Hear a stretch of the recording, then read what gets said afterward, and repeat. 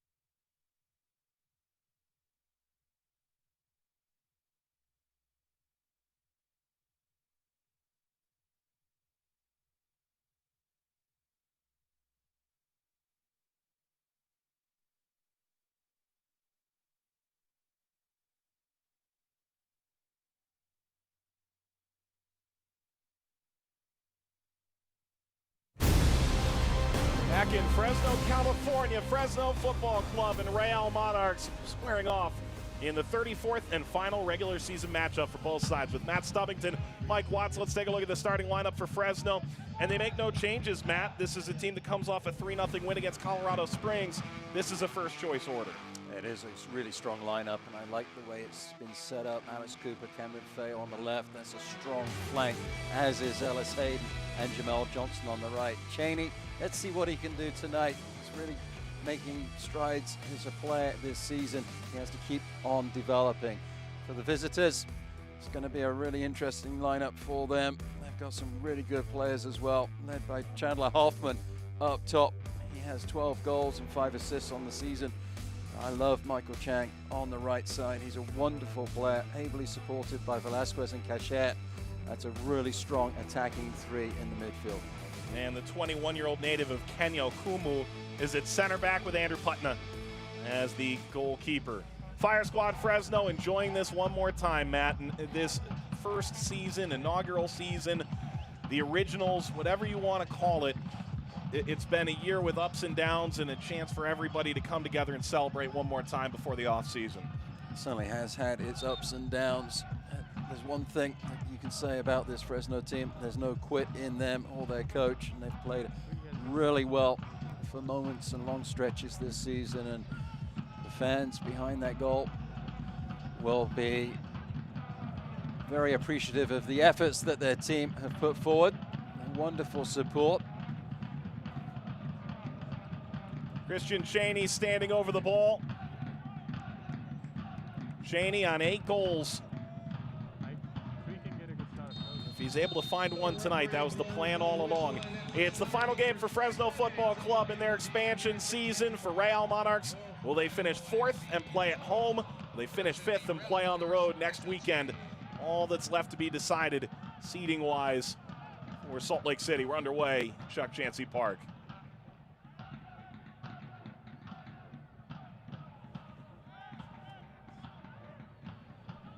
All played ahead. Run here. Cheney plays it back, and a good stop by Putna. Bevan with an early opportunity for Fresno. Cheney showing his speed, getting goal side, winning the ball, plays it back to Bevan. Bevan needs to do better.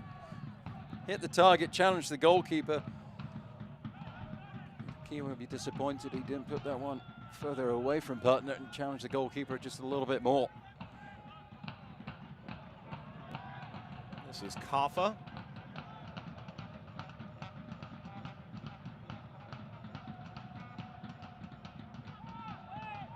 Collected in midfield, Kaffa again. Camden Fayewo. Mickey Daly. And there's Ellis Hayden, was named the team's defensive player of the year. This time takes a tumble.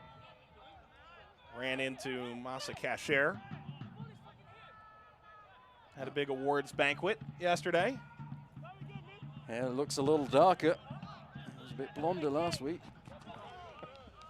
Might be why he also got, was it the best dressed award for Frank Yallop? Frank Yallop said that next week he'll look like a character from Walker, Texas Ranger. And you and I are baffled as to whether or not that was a compliment.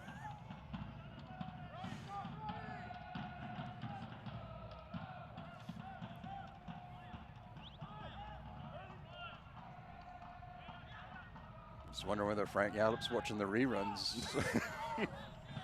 I think he's got bigger fish to fry.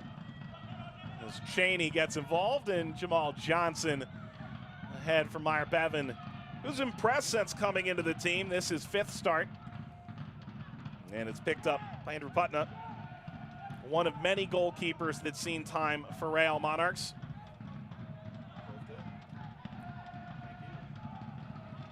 Jake Leaker, Connor Sparrow, both seen significant time, and Putna drives it away. On the ground for Andrew Brody, starts out on the left on the night.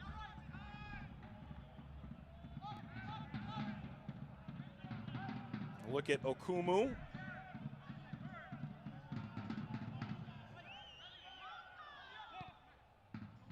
Okumu signing in August, playing over the summer with AFC Ann Arbor of the NPSL. Cleared aside by Ramon Martin Del Campo. Slide in from Portillo, keeps it Adams.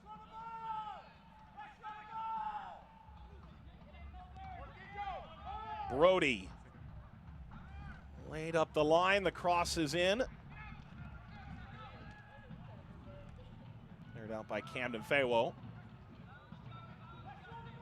Brody charging still, finally palmed aside a bit by Daly, and he curls it out of play. And well, all eyes on Kyle Rainish, the goalkeeper for Fresno.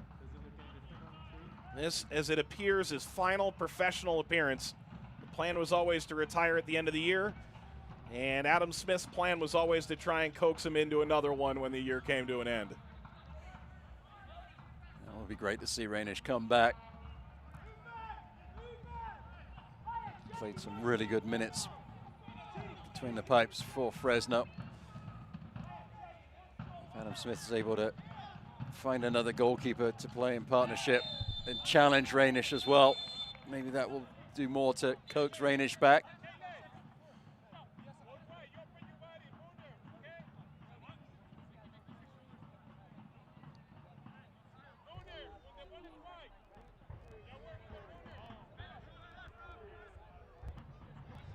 Jamel Johnson a little frustrated that the call didn't go his way. Commits the foul, concedes the free kick.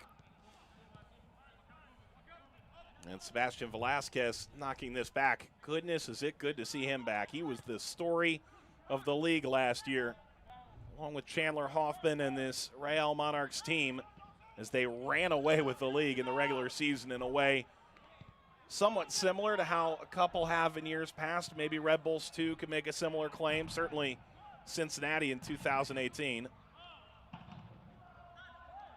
Long run with a little extra weight on Justin Portillo's left arm.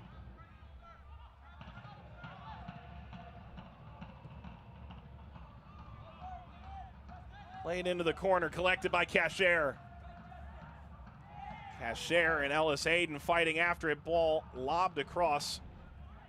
And Brody watches it pop out the other side. Fresno conceded a goal to Brody when these two teams met back in June 26th.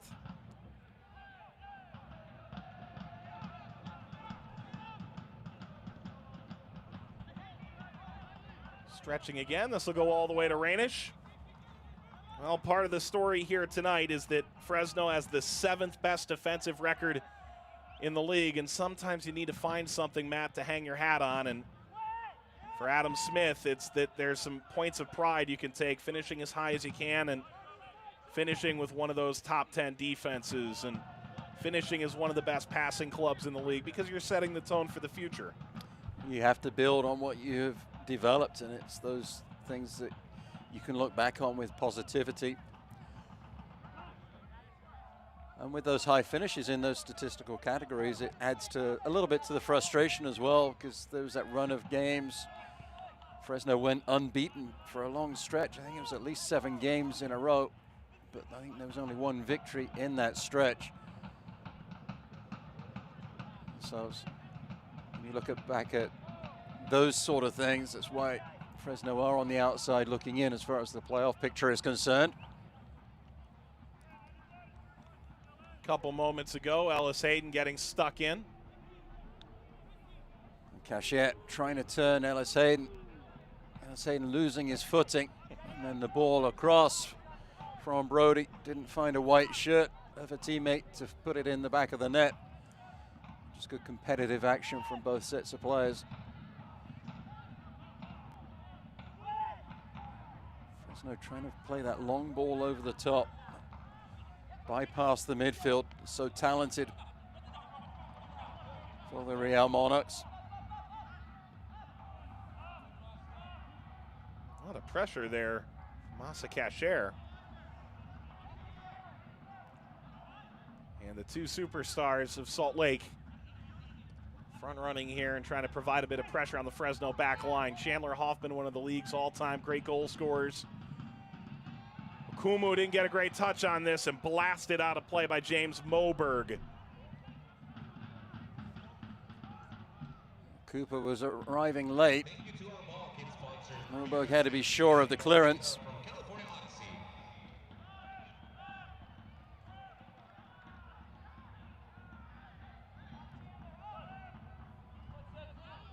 I like the way that Fresno is set up. The speed to burn on the flanks with Jamel Johnson and Ellis Hayden on the right, Camden Feo and Alex Cooper on the left. Puts a lot of pressure on Kaffa and Ribeiro to control the midfield, but as you see, Alex Cooper and Jamel Johnson will at times step in. Johnson was coming after it.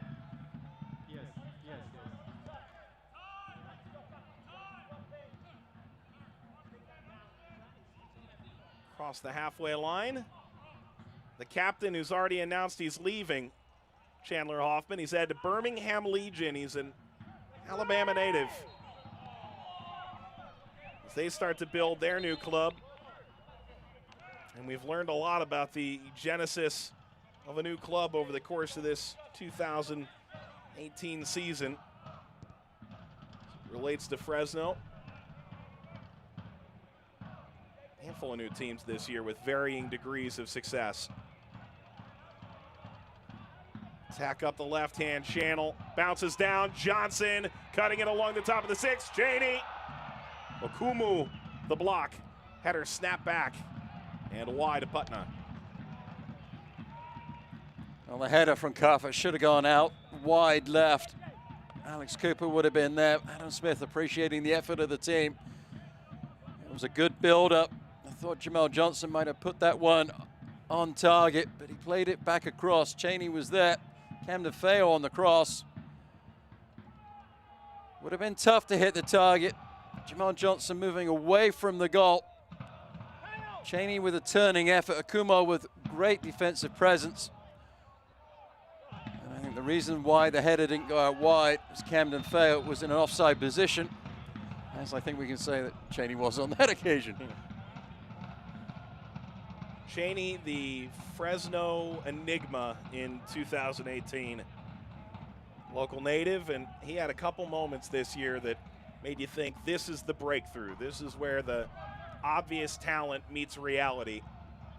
And he's been tugged back to earth a couple of times.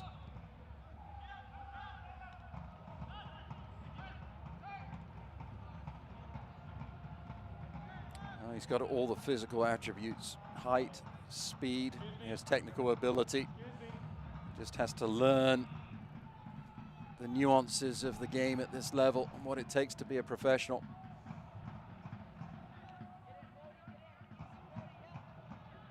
At times he's frustrated his coach, at times he's impressed. Adam Smith keeps coming back, keeps giving Cheney his chance. I think if he works hard in the off season, he'll be able to take that chance with both hands next year. People forget he really didn't see any time at Sacramento last year. And while he had some good times with Fresno Fuego and PDL, those are not professional minutes.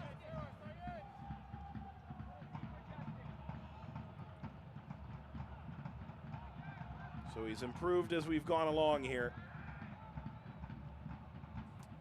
Kicked upfield with Moberg in the back. Lofted over an offside Christian Cheney.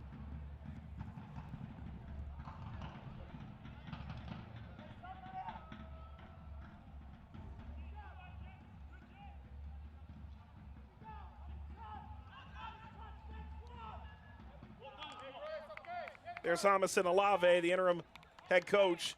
He has not had any conversations yet as to his future.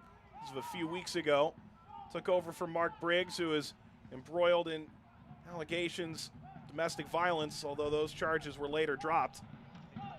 Ball across is cleared away by Brody. The plan was to bring Briggs back in if those charges were dropped, but days after that announcement was made by the district attorney in Utah, Lave was elevated to the full-time interim head coach, and Briggs parted ways with the franchise. Briggs led the team last year to the USL regular season championship before falling in the opening round of the USL Cup playoffs, which certainly colors the perception of Real Monarchs this year. Another successful year. They could host another playoff game, but they're looking for that first franchise playoff victory. Good recovery by Fresno. It's back to Rainish. Be a lot easier to try and get that first victory if they are able to maintain their fourth position.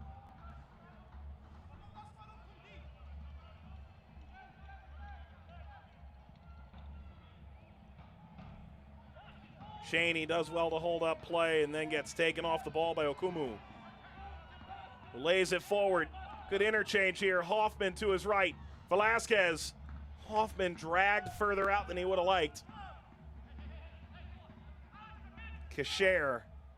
This is Brody struggling with Pedro Ribeiro, who yesterday was named the team's MVP.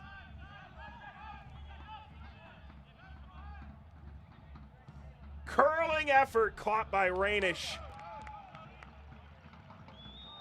First chance to see what Masa Kasher can do. He has scored some absolute jaw droppers in past years for Colorado Springs. Well, the ball fell kindly for Kasher. Ellis Hayden not really in the picture. Stung the hands a little bit of the goalkeeper, but not really challenging Rainish.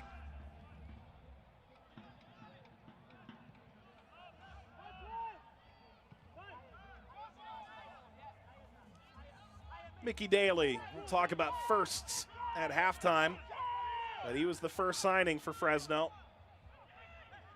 Native of California, who played under Adam Smith when he assisted at Sacramento Republic.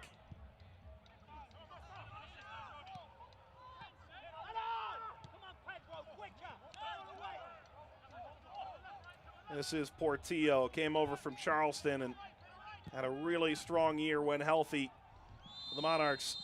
Offside flag up against Velasquez.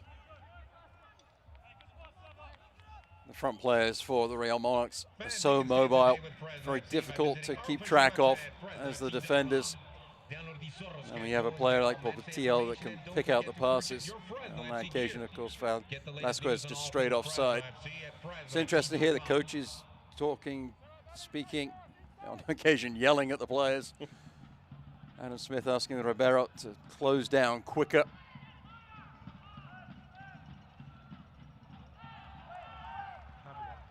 Well done by Kaffa.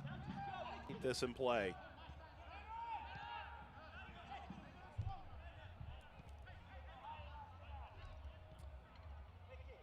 Steered aside by Ribeiro. Ribeiro and Kaffa right now are the only two players behind the halfway line as Fresno attacks. Johnson.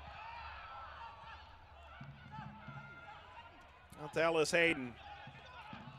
Kaffa. Ellis Hayden circling around the side and tried to square it up. Kaffa can do it from here. It'll deflect, blocked on the way by Portillo, corner Fresno.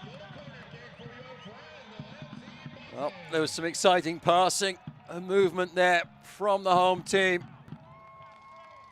Kaffa picking out Ellis Hayden, who tried the spectacular first-time volley across the box. Went behind the attackers. Kaffa, with the ensuing effort, wins the corner kick. Will it be a riot incited here off the corner? Kept away. Kaffa serving, header. Ultimately back set toward Hoffman.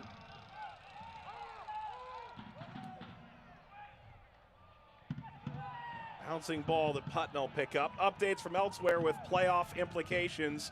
Cincinnati have retaken the lead against Nashville as Nashville trying to solidify their seeding in the East.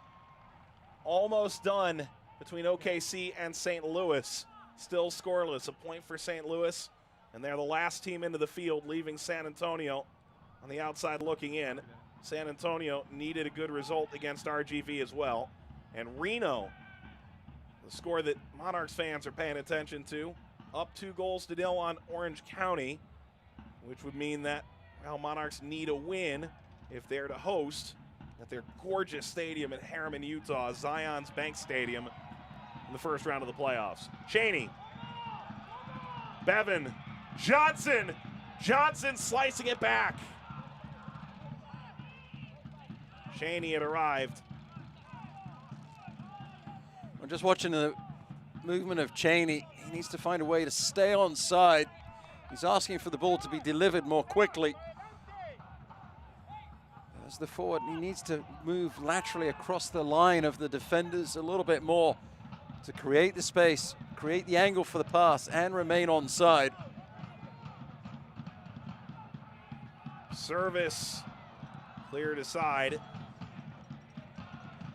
I think that was from Okumo, not the goalkeeper, but Putnam was there in the area.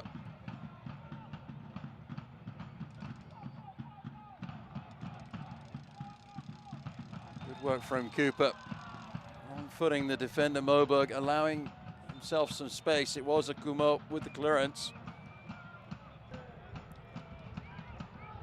Pass just led Johnson away from the goal, so he couldn't take the shot. Portillo recovering defensively from the center mid position, did really well. And Cheney just needs to improve his movement just a little bit to create some space. Mr. Radchik has a word with Juan Pablo Cafa. This will go all the way to Rainish.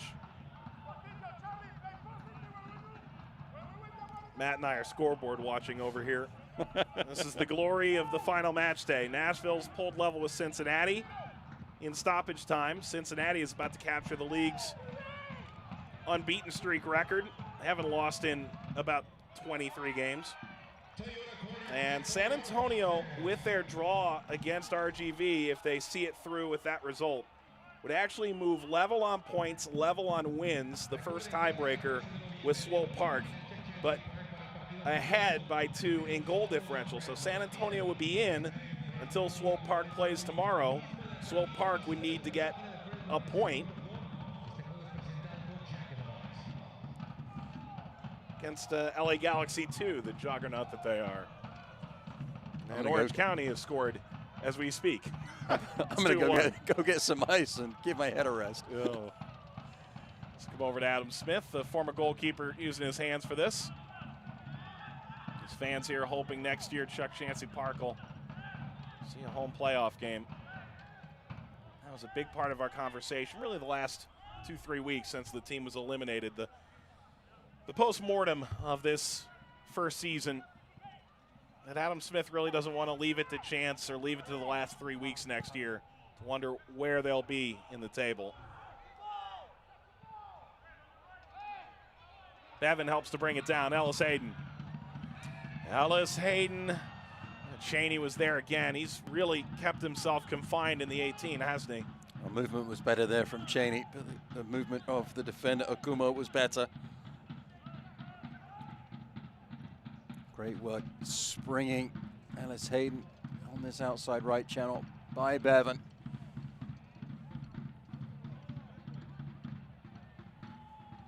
It's been interesting speaking to Adam Smith.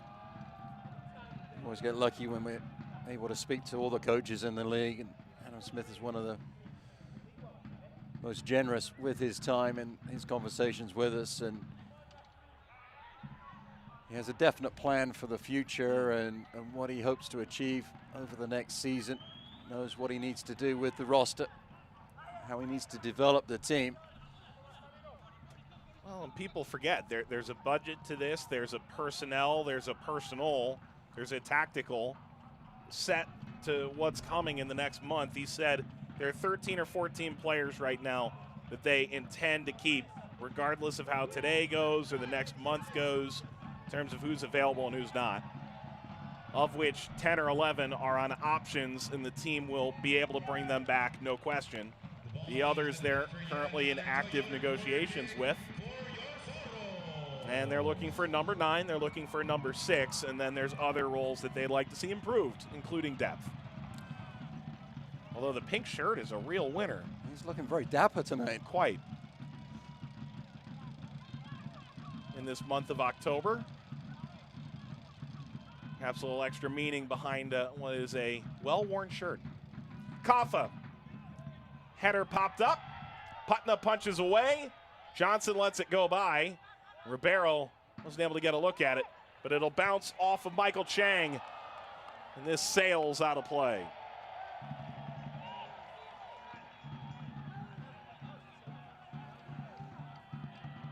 Surprised that Ribeiro wasn't in the penalty box as a target from the set piece.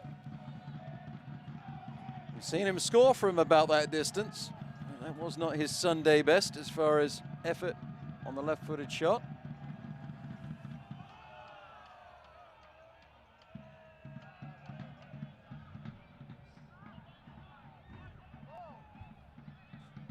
Also bypass Alex Cooper. Okumu. Foul in midfield. Mickey Daly will trail back into his center back role. This will sail over top of Masa Kasher. The Real Monarchs went 7 winless. Finally got off the schneid. 1 point in the previous 7 games with a 2-1 win against Oklahoma City, who appear poised to finish in 10th place in the Western Conference.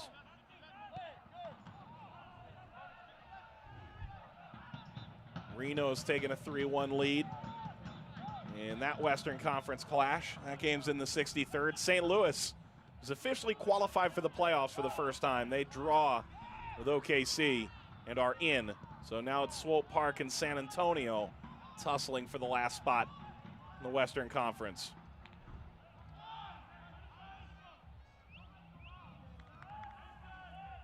We're having fun with numbers over here, Matt. You're just blowing my mind the way you're keeping track of it all. Thank God this isn't the Wrigley Field scoreboard kind of deal where we're moving name tags around. The Masters leaderboard. Speak a little closer to your language. I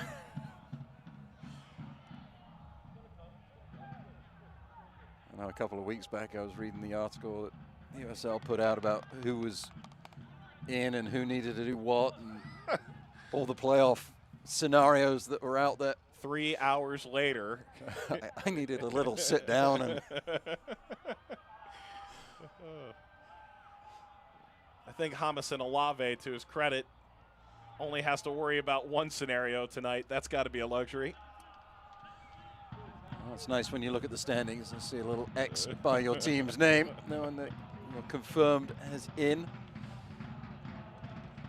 The letter you don't want is the little E. Yeah. Although the amazing thing is most people think Real Monarchs is this incredible advantage. Excellent ball, touched ahead by Cheney because the elevation, but Reno's actually about the same. They're over a mile high as well, so it just comes down to what kind of field surface you're playing on then. Michael Chang. Options percolating, ball for Hoffman, who pirouetted the ball softly on his foot, and it'll come to Rainish. From Hoffman's reaction, I'm not sure he knew a whole lot about this. Campo gambled. The captain saw it late, wasn't able to control the ball. Rainish to his right, collects.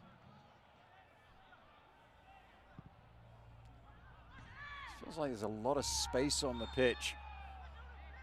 Fresno, in large part, bypassing the midfield.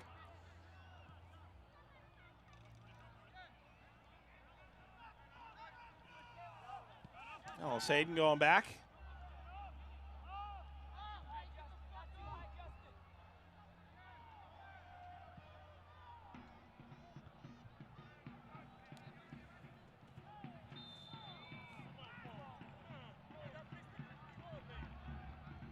Fans, remember tonight is Fan Appreciation Night, so all Fresno FC jerseys are available for only $40 till the remainder of this match. $40 to get your Fresno FC jerseys. 28th minute. Fresno in those home blues. Go back to work. May have heard it. Fan appreciation. Plenty of different ways clubs trying to give back on the night, including some heavily discounted jerseys. Which leads to the obvious question, Matt. What jersey you would buy? I'll let you ponder. I'm not sure I'd look good in the blue of Fresno, but they are pretty good uniforms.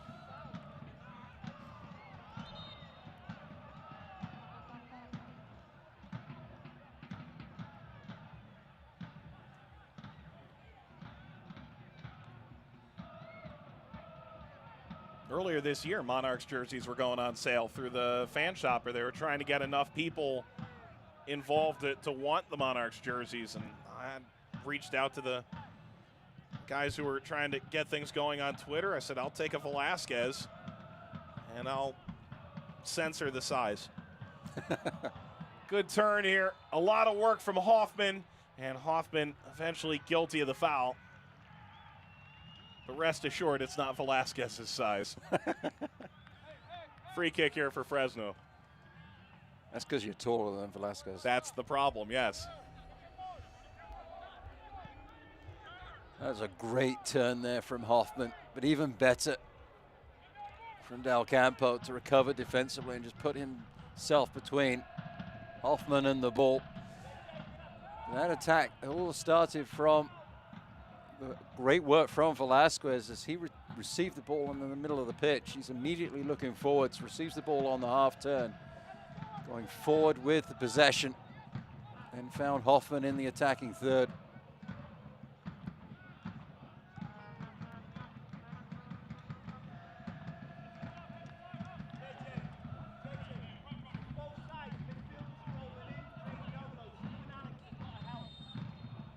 Adam Smith, ever the tactician, explaining still.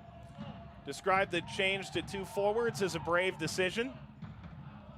I don't think he was trying to pat himself on the back, but rather more a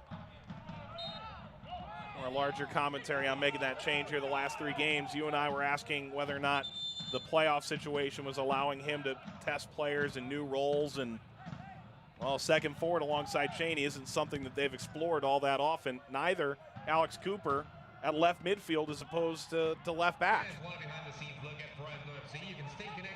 Well, having a healthy Ellis Hayden and a healthy Alex Cooper at the same time, together with a Camden Feo. That was a 6-month pipe dream, wasn't it? Exactly. And that has allowed the luxury. Kuffer was played in the hole behind Cheney. Kuffer with free reign pretty much to go wherever he pleased. Playing in the central midfield role as he is now. He has to be more disciplined and in partnership with Ribeiro. Just having the speed that Adam Smith has now with Johnson, Ellis Hayden, Camden Feo and Cooper just allows that luxury of knowing that he has the players that can recover defensively when needed.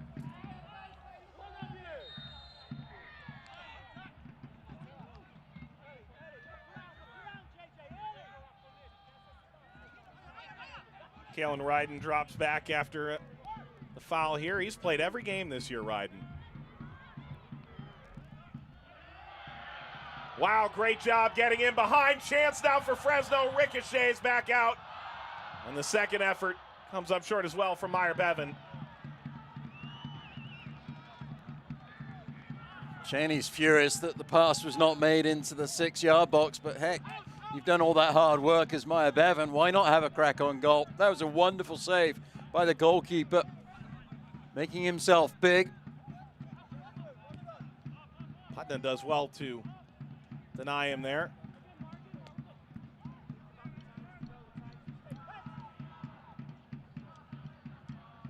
Long diagonal, little hold up there. Giddy up from Bevan. Didn't find Ellis Hayden. Falls kindly, Kaffa. Kaffa onto that. Excellent left. And Putnam, easier here than the previous save he had made. Developed a little bit slowly there for Kaffa. And this is great work from Bevan, just getting in goal side. Creates the angle for the shot. Putnam with his patience there. Maybe with a little bit more experience, Bevan would see that the goalkeeper's committed at the near post.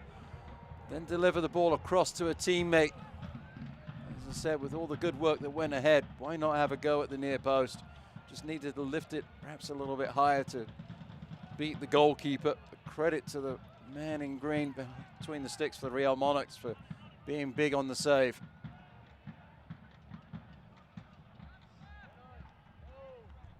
Turned over to Kaffa. His negative pass has to be cleared away. It is with Fresno here. Come on, let's go, let's go, let's go.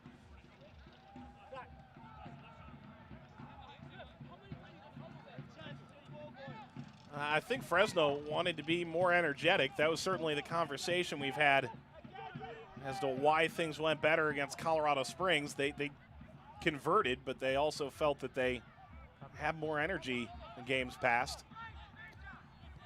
This has been one of the big questions for Fresno. A return here for Kasher. Moberg arriving. After all that work, Camden Fayewo keeping him away from the goal and ceding a corner. Corner kick for the Monarchs. We've asked the question of Adam Smith. Sometimes the team seems to start slowly. Even if you think back to the very first game of the season against Las Vegas, the goal was conceded in the first couple of minutes of the match. Adam Smith had said it is key for Fresno to start quickly with high energy. Charlie Adams.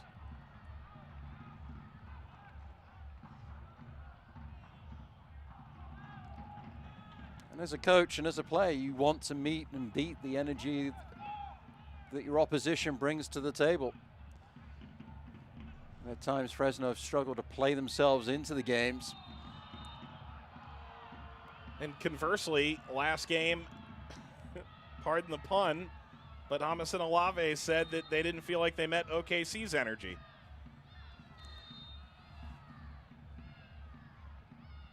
And it's frustrating as a coach. I mean, everything is the same. You prepare the players for the games the same way, pre-game meals, all of that. Everything should be the same. The warm-up is the same, but for whatever reason, the players, maybe they put the socks on left foot instead of right foot first. They just don't seem to be ready to go sometimes. It could drive you nuts as a coach. Fresno changed their warm-up because of the injuries they've been suffering and, like you said, those poor starts. Well, it's a set piece. Portillo's on the left. There's a stage right there. It will be Portillo. Header straight down. A laser beam! What a finish for Real Monarchs! Charlie Adams! And now they lead 1-0. He scored some amazing goals, but none better than this.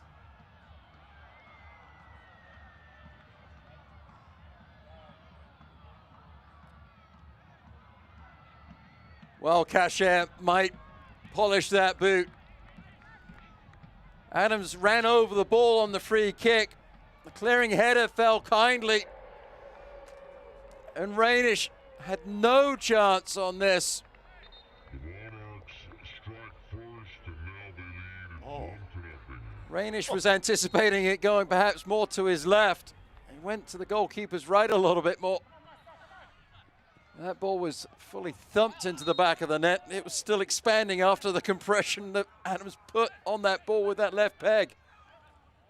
Charlie Adams just, well, the world stopped spinning there for a moment.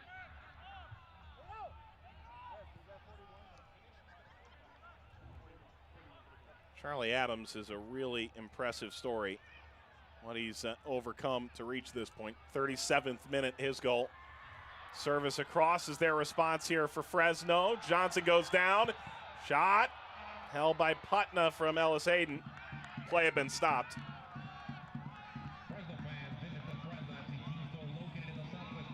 Cheney around the 6-yard box. He was strong. Actually almost posted up a player.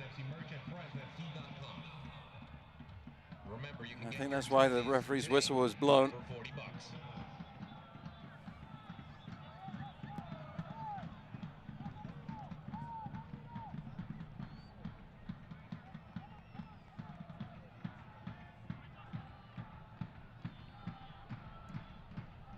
Off the head of Moberg. Bit of a high hop there, and Bevan lofting it up. Side by Cooper. There's the cross over Cheney.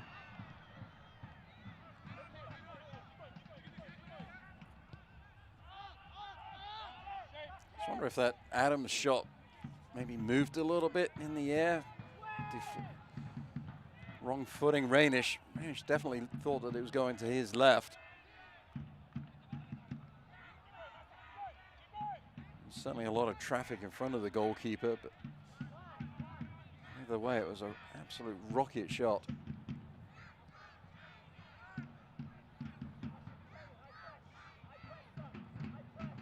know what it feels like to hit a ball like that?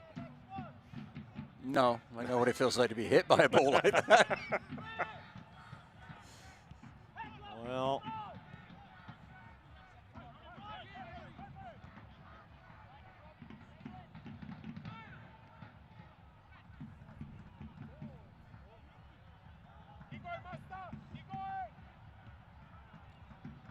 is there an answer here for Fresno? Not that time.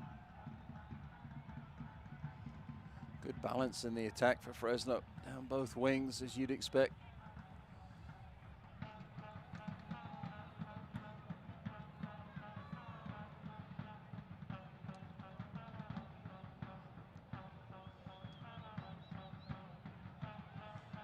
Hasn't slowed down the fire squad. Fresno drummer,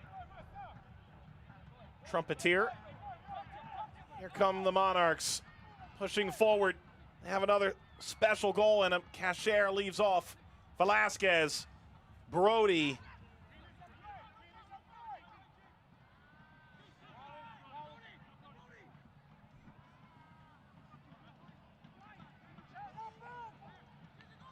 And taken away. Jamal Johnson stripped by Velasquez.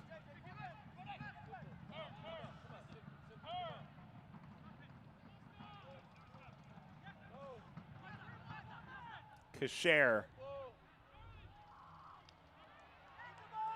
And here comes Ribeiro.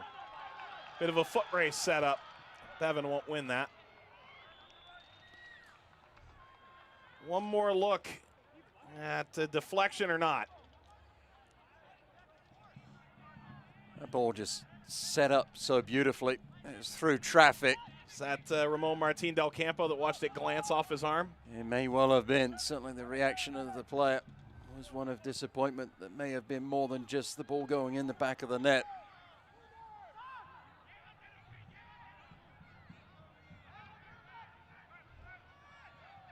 Settled by Kaffa.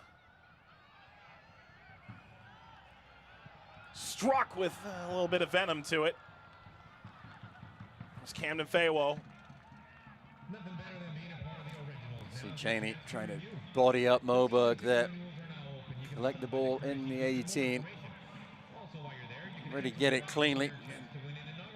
Set it on a tee for Camden Fayewo. Kaffa picking out Cheney. Moberg did well to get past Cheney to nod it for a moment. Cheney setting the ball back.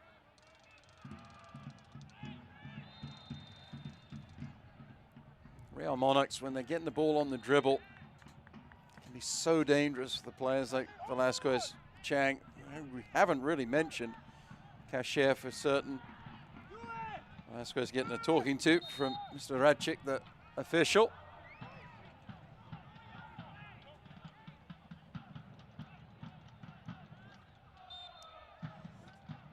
The important thing for the Real Monarchs is they have to have the understanding that once they beat the player on the dribble, there should be a player that they can then pass the ball to. On occasion, you see Velasquez just dribble himself into pressure.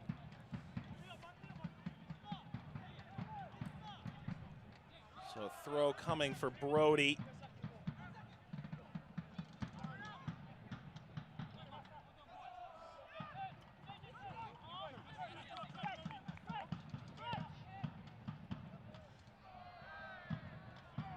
Well done by Bevan.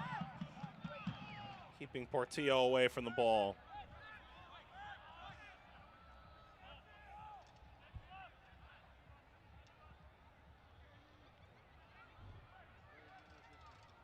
Okumu. Real Monarchs nearly blew the net off the bearings. Charlie Adams in the 37th minute. And as of now, what Reno is or is not doing against Orange County is irrelevant. Cheney is fouled. Okumu's got his hands up as if to say, wasn't me. Will be a free kick for Fresno in a place we've seen them convert previous. And that man can thank, well, his own handiwork for this. Kaffa chipping the ball over, trying to spring Cheney. Cheney Sweeney getting sandwiched off the ball. And we all know that this is within Kafa's wheelhouse. It feels like it's been a while since he's put one of these in the back of the net, though. He had that great one against Portland on the road earlier this year, a Sunday afternoon game where seemingly it was all going wrong for Fresno. One of the great memories of this year. Putna put in a tough spot here. Long way out, but Kafa known for what he can do in positions just like this. It's Juan Pablo Kafa, and Putna dives and able to hold on, no rebound. Well done by the goalkeeper. Kafa going up and over the wall. A little careful on the shot, trying to make sure he made the goalkeeper work. Putna saw that ball all the way. As it cleared the wall, had a long way to travel before it threatened the net.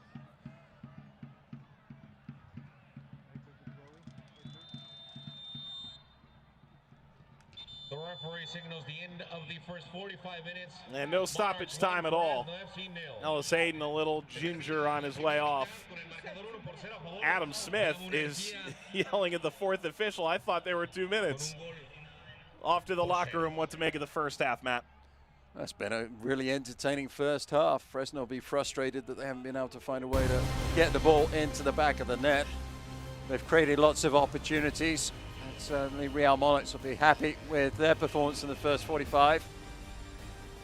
When we come back, we'll tell you about some of our very favorite firsts from Fresno's expansion season. A 1-0 lead for Real Monarchs. We'll show you the goal and more after this.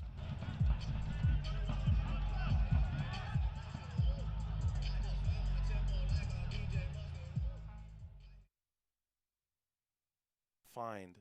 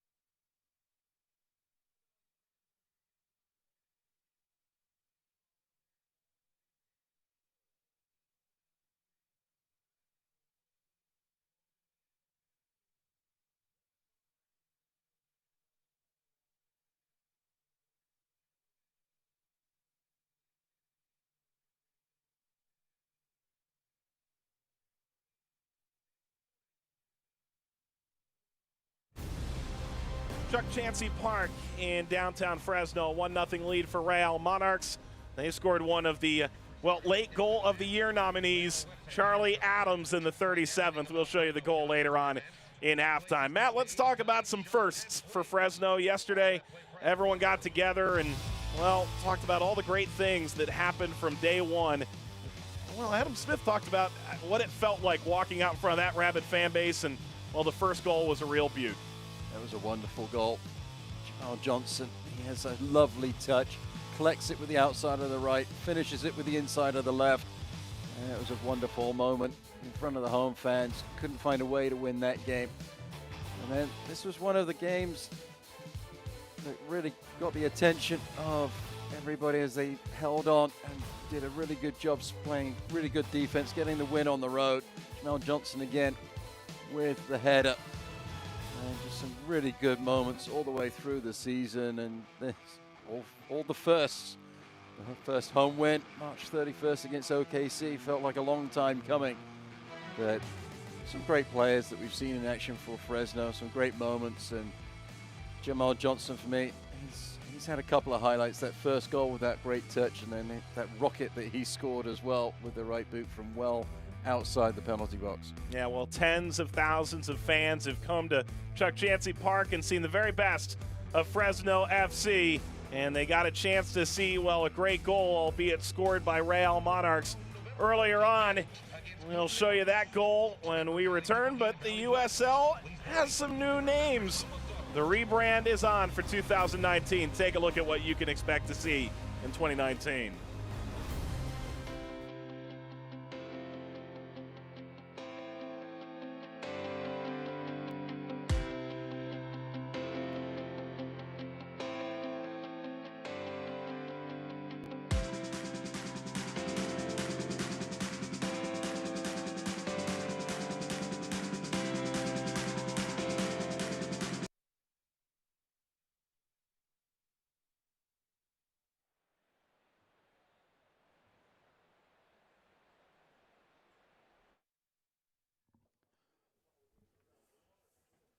Welcome back at halftime. The Real Monarchs lead Fresno FC 1-0 at Chuck Chancey Park as the youngsters are on the pitch enjoying their moment under the floodlights, trying to find a way to put the ball in their goal. Seems a little unfair. There's a lot of players on a very small playing surface. And the nets are a lot smaller, Matt. Makes it even more difficult. Well, there's plenty of news and notes from around the league that are worth taking a look at when we talk about the rebrand and how exciting things are. As Real Monarchs 1-0 lead here at halftime. Plenty of fans here. I'm not sure if that's a fan or just a really well put together mannequin. That's a really well put together mannequin. Let's take a look at the Western Conference standings before we go any further. We've got a little more clarity now. Real Monarchs do need to win because Reno is up to 59 points. What you see now are live standings. You may remember how the World Cup would play those out. Real Monarchs, if they take all 3 points, will sit in 4th place. But right now, they've only earned 57, Matt. And that means it's crucial that they finish this out, or they're going to go find out what Greater Nevada Field looks like. Well, they won't want to do that. They want to stay at home in their own beds and make Reno travel to face them in their home field. But it's so important for the 3 points, and we made mention of it in the open, that it's a must-win game for Real Monarchs. For Fresno, they're playing for pride. They could finish as high as 10th if they get the full 3 tonight. But it'll be interesting to see if that happens. But Real Monarchs, it's all on them right now. And here's a look at the bracket. Orange County would be your number 1 seed. Phoenix your number 2. Some good games there. Well, Orange County Swope Park would match, well, the potential 3rd consecutive year that a 1 falls to an 8 in the West. Swope Park has gone to the last 2 USL Cup finals. So Orange County's got to be a bit weary. And on the right side of the bracket, Didier Drogba is going to retire at the end of the year. Part owner of Phoenix Rising. St. Louis has a tough draw on the road. They've struggled with Phoenix this year. It's not a matchup that favors St. Louis. And they played well last time out. They had some moments that they could have taken the lead. Warfall had a shot that hit the post and then went out injured. And essentially when he was off the pitch, it all fell apart for St. Louis at that time. It's not a matchup that favors the visitors in that matchup. Let's take a look at some more USL news and notes from around the league as we begin with records being broken. And, well, no question now, Lancaster scored his 25th of the year. He's going to win the Golden Boot. Nothing Orange County could do about that here down the stretch. Henny Voltson will settle for 2nd as it appears. Ledesma and Lancaster, you got an MVP favorite? It's tight. It's really tight. Louisville City fans won't like me saying it, but I think Ledesma might have the right to it because he has the assists and he has the goals. Lancaster, with the goals, though, has a really good case, and maybe we should just put the trophy out there for them to duke it out about. Either way, it's two really good candidates, but Annie Voltson, he'd say, hey, what about me? I've had a pretty good year as well. So some really good performances around the USL this season. And the playoffs have become a little bit more clear, Matt. We now know that St. Louis is in, and now Swope and San Antonio fighting for the last spot in the Western Conference, and that rebrand, well, all the rage. It's halftime in Fresno. We've got highlight stats and more coming up after this.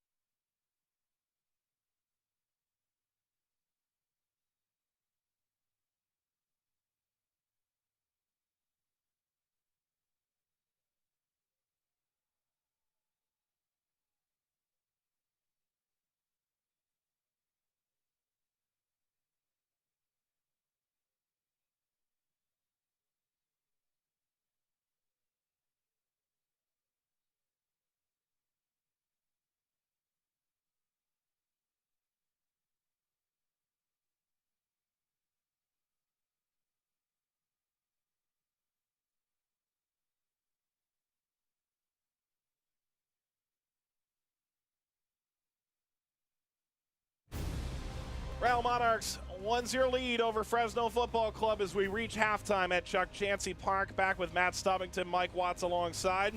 Let's take a look at our halftime highlights. They're brought to you by Just the Tip. Here are the first half highlights, Matt, and this is a half where Fresno probably got more overall opportunities. There's some good balance from Fresno down both flanks. Camden Feo on the cross, Jamal Johnson keeping things alive in the penalty box. Cheney couldn't get on the end of the ball. Defense has played pretty well. Akuma has done really well for the visitors tonight. He's been around a lot of the play. This was the first attack for the visitors as Cashier challenges Rainish, the goalkeeper. Rainish was more than equal to it. And slowly, Real Monarchs got into the game. The tricky midfielders getting the ball forwards. And Hoffman on that occasion couldn't find a way to control things. Bevan was bright up top.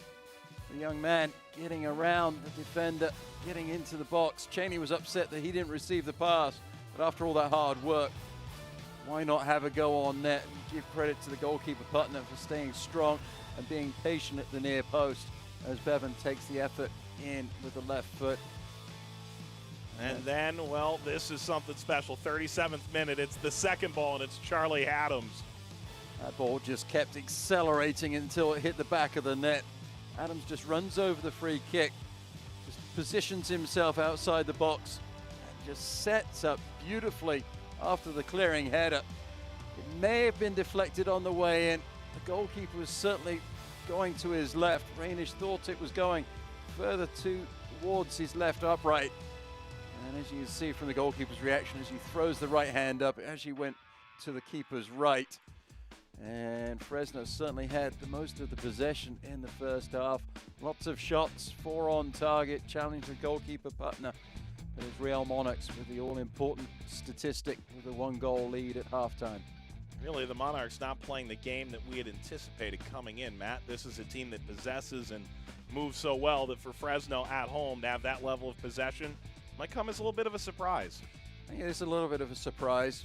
Certainly, they've got the possession in the right areas of the pitch as well. We haven't seen a lot of Fresno controlling the ball along the back line, as we might see with some teams with almost 60% of the possession statistics. They've been in their attacking half, which I think Adam Smith will be happy with. He'll be frustrated with some of the movement inside the box hasn't been what it needed to be in order to challenge the goalkeeper a little bit more. And there was the goal scorer Adams as the second half gets underway.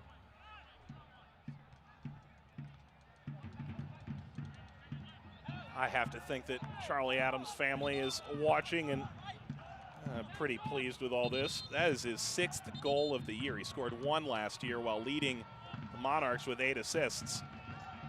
Adams the kind of guy who watches Pep Guardiola press conferences for fun. Go right to the horse's mouth on how to become a better player.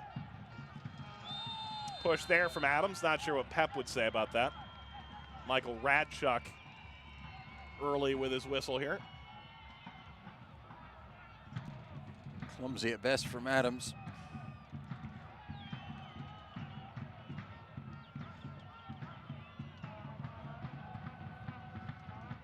Interesting to see how Real Monarchs come out and play the second half with the goal advantage. Certainly won't want to sit back and absorb pressure. Looks like Velasquez is maybe a little bit higher up the pitch alongside Hoffman, so whether they move into more of a 4-4-2 lineup.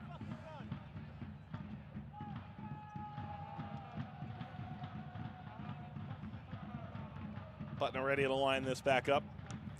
Monarchs went 8 straight road games with losses late in the season here.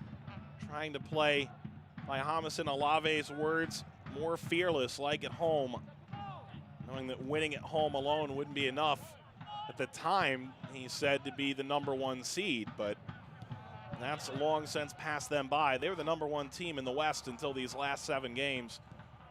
Seen them pick up just 1 point, ending in a 2-1 win against OKC to finally get off a lengthy dry spell last time out.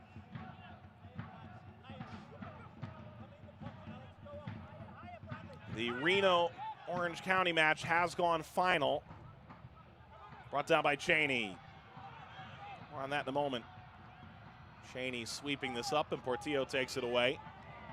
Reno a winner, 3-1. So Orange County faithfully watches Phoenix, who need to be +4 at the end of the night in their finale against Portland.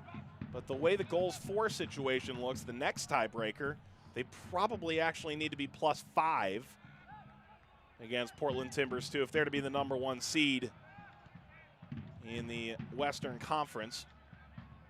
But Orange County looks to be in decently safe territory. Reno is now 2 points up on the Monarchs, so the Monarchs have to win if they're going to host at Zions Bank Stadium in their opening playoff game next Saturday night.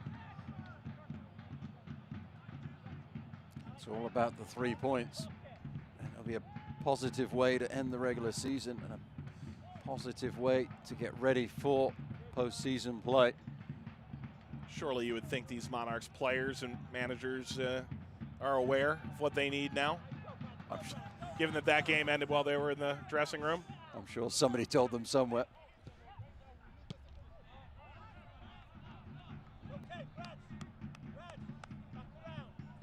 Right or wrong, there's some teams that don't want to know. I mean, ostensibly you can only control what's in front of you, and that's the next 45 minutes for Real Monarchs. They've got to take care of business, get the 3 points. If they do that, then they will be hoping that the chips will fall in their favor. Nice touch forward by Johnson. Bevan trying to get a second look at this.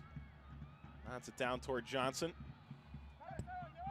Johnson, Kaffa, and Cheney all sort of have little carrots hanging out in front of them in terms of goal scoring targets. Cheney wants to get to 8. That was the goal at the start of the year. Kaffa and Jamal Johnson trying to get to double digits. Adam Smith trying to instill a why in everybody. Why you're coming in this last week. With the season finishing up at the end of the night for the homestanding Fresno side. He said last chance to impress the ownership, the fans, and me, which always matters. Got to make the coach happy.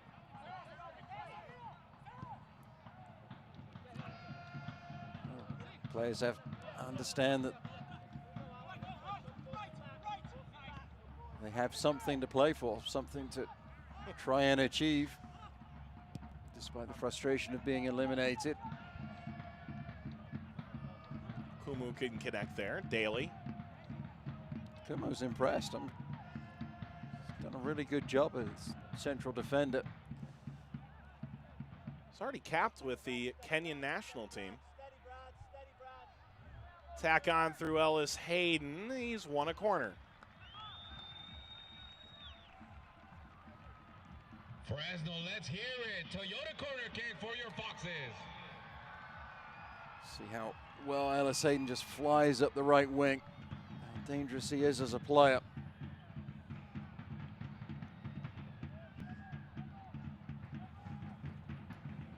Kaffa. Off that of Del Campo. Pops in the air. Del Campo circling back. Lays it off. Johnson. Bit of a worm burner. Crossfield diagonal. Falling Kaffa.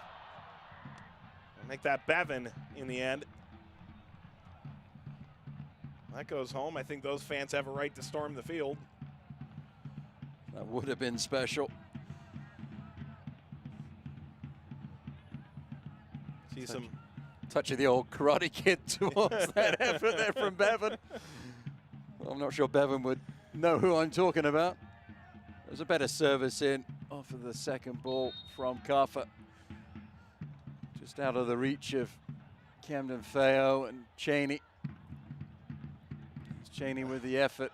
And here comes Bevan with the attempt at the spectacular that didn't quite come off. I think Adam Smith would have been happier if he just simply waxed on and waxed off. Cheney's frustrated. He felt like he'd been leapt over, and people are getting forward for Fresno in a way that make you think indeed the referee, Michael Radchuk, agreed. Velasquez still pleading his case. Really, it's no more talking for Kalen Ryden. Well, the referee only got to the number 2 as far as infringements. for Ryden, so the yellow card stays in the pocket.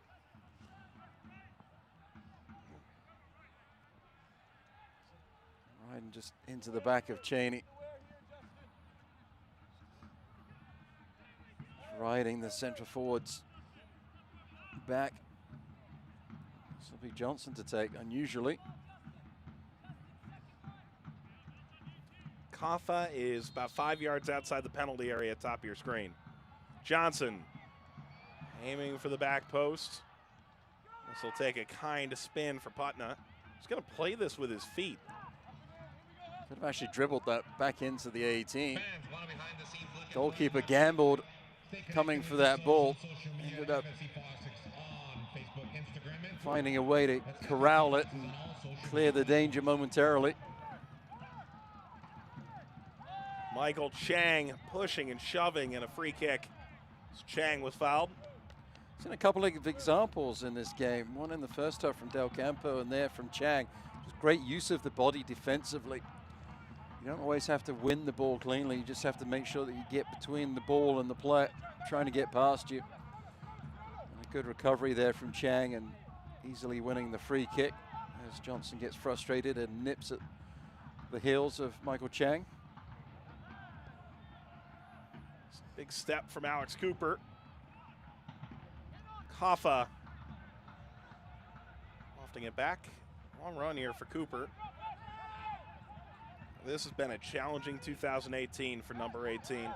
Alex Cooper losing his father, going home for a stint over the summer.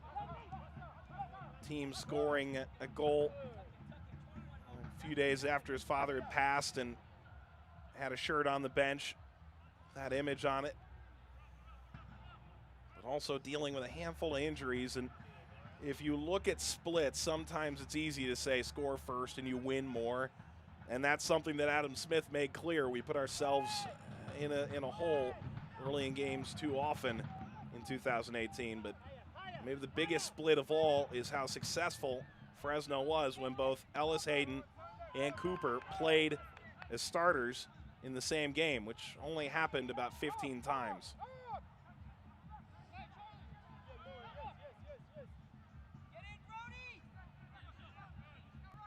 And those two together, they just give the balance that Adam Smith is looking for on the attack. Velasquez, Adams, boy, did he think about it.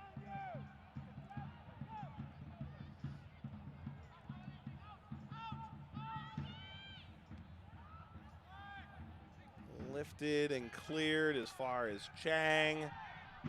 Both sides wanted a handball, neither got it.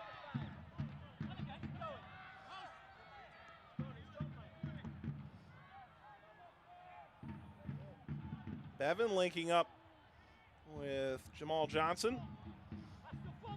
Cooper moving into that left mid spot that was vacated by Noah Verhoeven, who's not in the 18. Feels like both teams are they're dribbling the ball a little too much for my taste on occasion. Good from Johnson.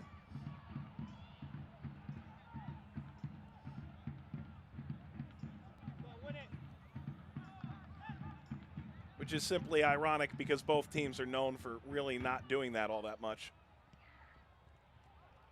Two teams that proudly are among the league's leading passers.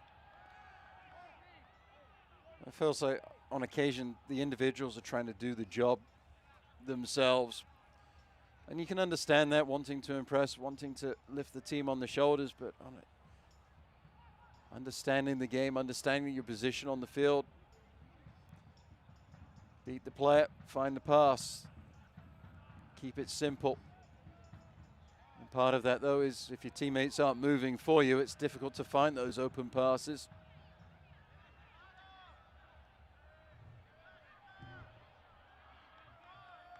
This will run all the way to Kyle Rainish. Velasquez on the end of that. Fans, you can stay up to date with Fresno FC by visiting our official website at FresnoFC.com. Download the Soto schedule and get all match day information. And don't forget to purchase your Fresno FC gear. Get the latest news on all things Fresno FC at FresnoFC.com. Off the chest of Brody. Monarchs the 5th leading offense, but only the 11th best defense in the West. Long run for Hoffman. Curled that, probably had Velasquez in mind. Result didn't end up too flattering.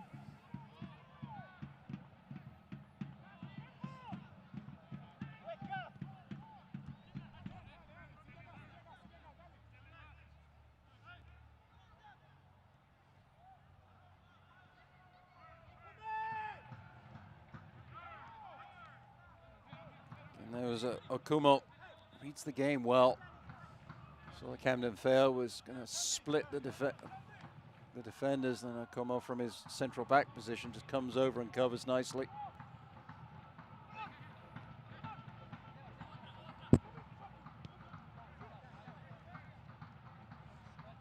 Moberg, Monarchs settle it down a bit.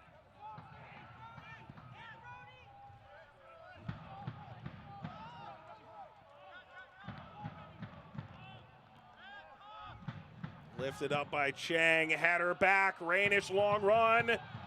Finally does collapse on it. Chandler Hoffman had a decent whack at it.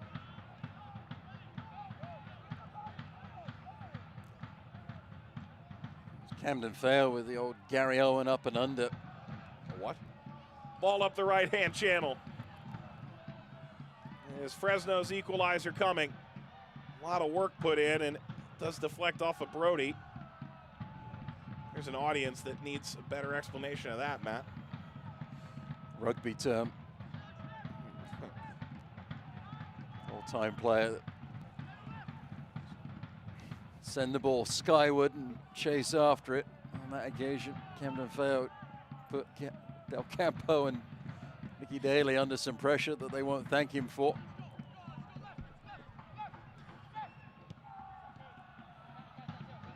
Bit unlucky here for Ribeiro. Velasquez. On the ground from Portillo. Velasquez retrieving from Hoffman. Adams. Ball's found the left-hand wing for Monarchs. Didn't find Chang.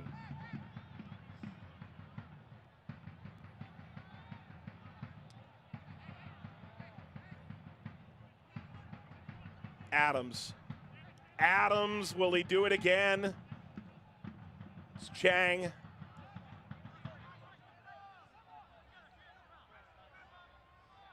Velasquez.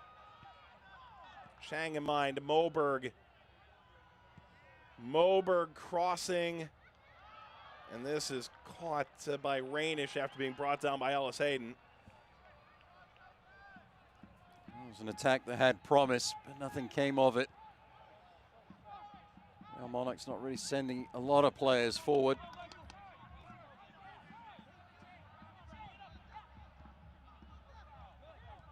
Cooper making his way back toward the byline.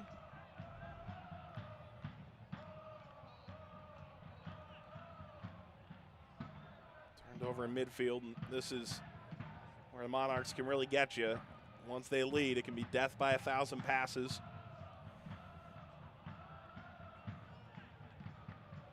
They are a team that are comfortable in possession. They have no reason to send a lot of players forwards when the front four can be as devastating as they are.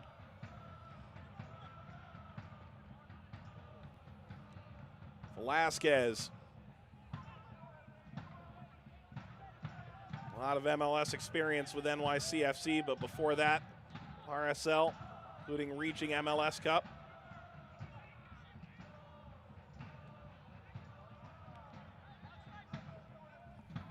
A Jason Christ favorite.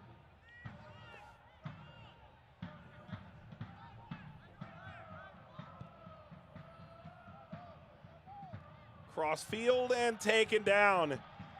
Carried ahead by Ellis Hayden.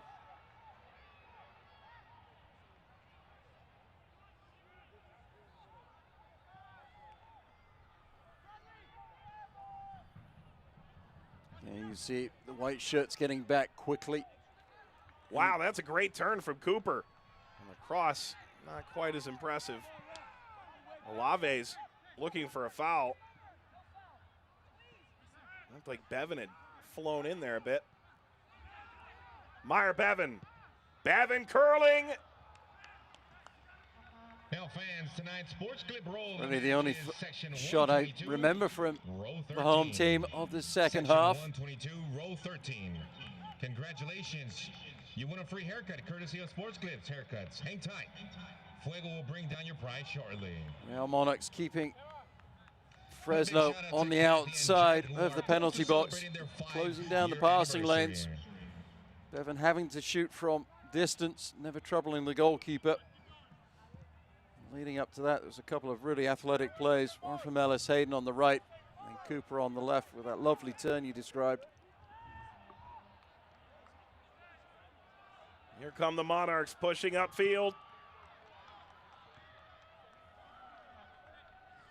Kaffa. Ball caroms out. I'd like to see Fresno try and break more quickly as a team. As Ribeiro and Kaffa come away with the ball. Fresno a little reticent to get forwards in numbers. There's Portillo.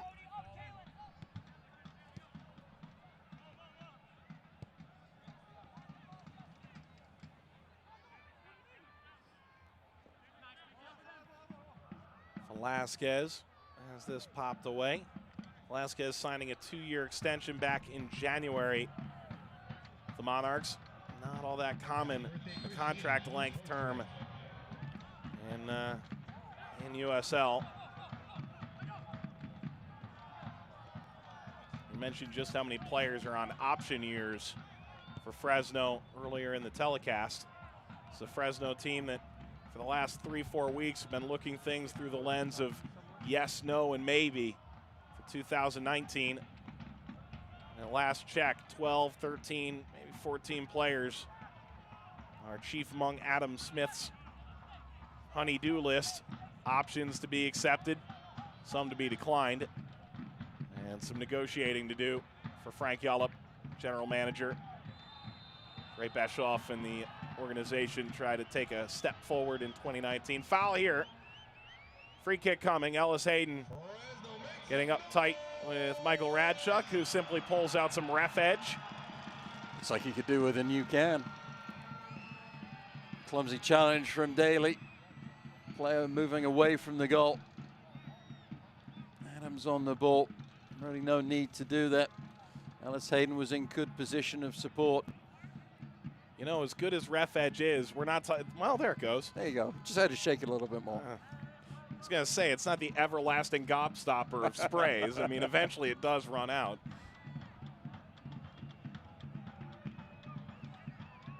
Sure they get a new can for every game.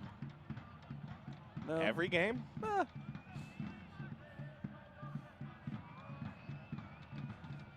you end up with a whole stockpile in you. Free kick. Ricocheting off the wall, headed down, kept alive. Velasquez. Rainish kept this in at the byline not to concede a corner.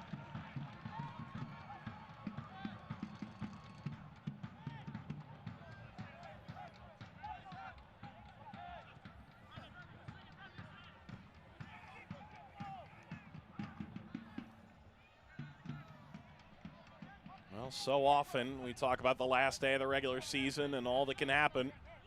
This is really the penultimate day of the regular season. There's a couple games Sunday, each conference, that are going to make significant impact on who's going where in the opening round. Bethlehem in the east and Swope Park in the west. San Antonio is going to spend the next 24 hours or so wondering if they're going to play next week.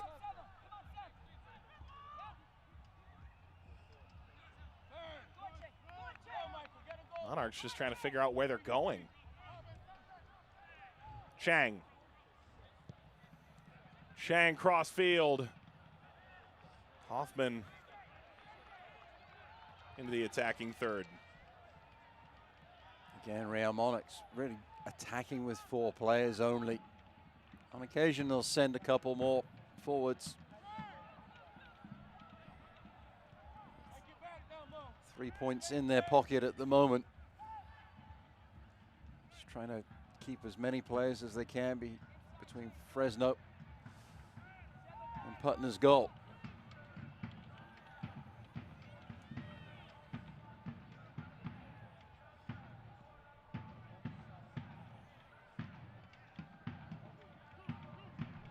Looping ball come out toward Camden Faywo. Hit Adams twice. Now Chang can start it the other way.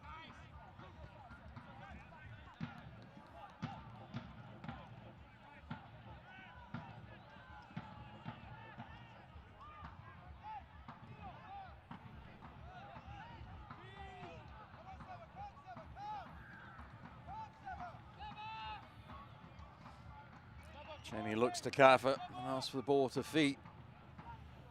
Not sure what the captain was trying to do with that ball over the top.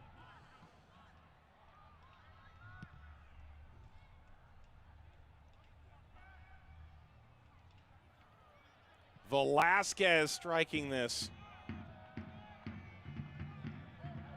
Nothing is better than being a part of the originals. Now's your chance to renew. The season ticket renewals are now open. You can stop by the courtesy booth for more information. Adam Smith is going to his substitutes. Danny Barrera standing by The courtesy booth is located behind section Robert Earnshaw. 1 and 122. The winner will be selected in the Okumu 80th minute. falls for Cooper. Kaffa's been more open here. Ribeiro hasn't really imparted himself all that much in the second half, Kaffa. Bit surprising, to be honest. Trying to orchestrate from a bit deeper.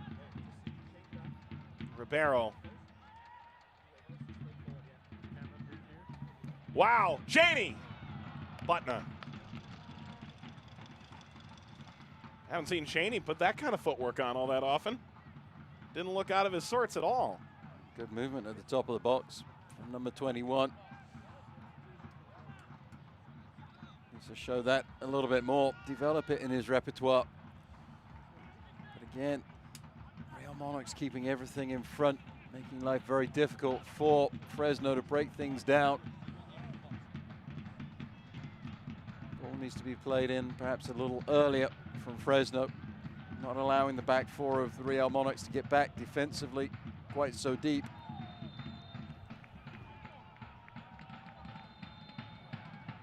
Whistle blows here from Radchuk. Change will come as well.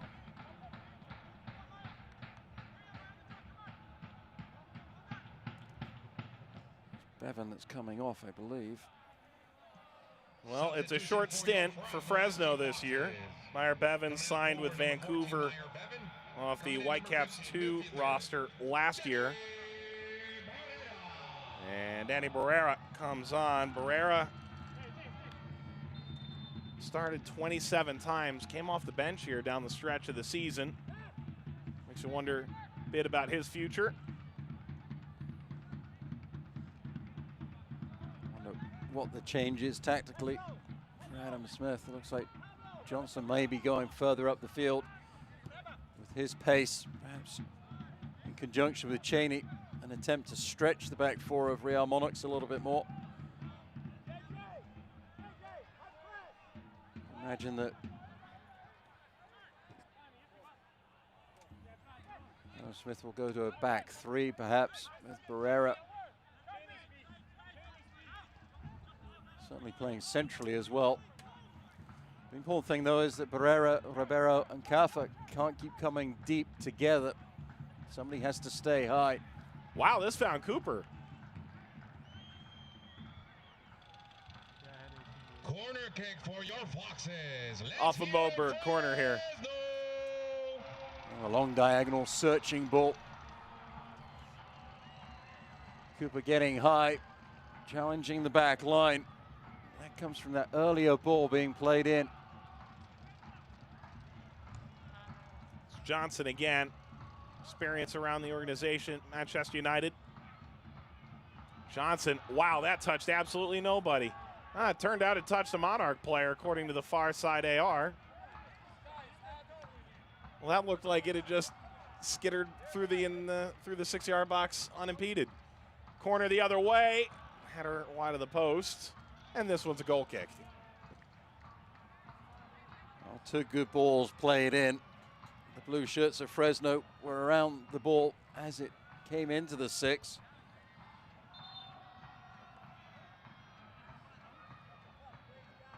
And Moberg is a bit shaken up.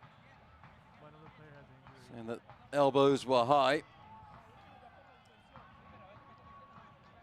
Moberg played at Washington under the current general manager for the RSL organization.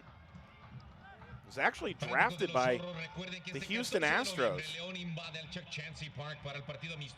Then was drafted later by Vancouver Whitecaps, and then landed in Salt Lake City.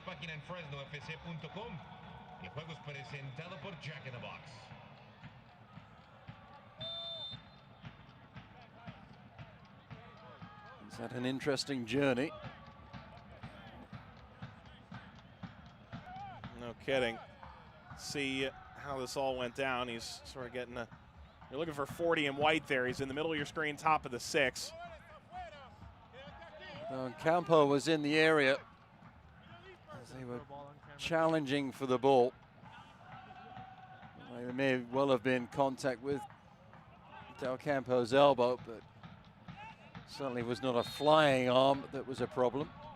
Moberg's about to earn his stripes. It looks like he's going to try and soldier on with that.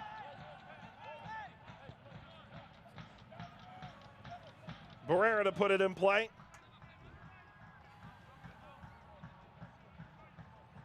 Barrera was one of the earliest options at that holding midfield position. Fresno is trying to find an answer to.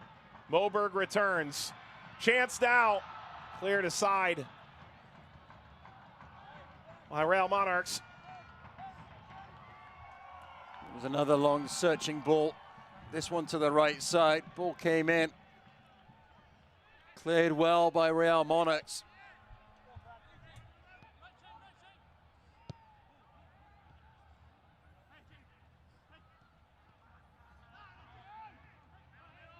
Away from Cheney.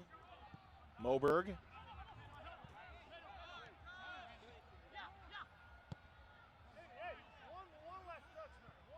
I think Fresno might have had a couple added guests over there on the bench a moment ago.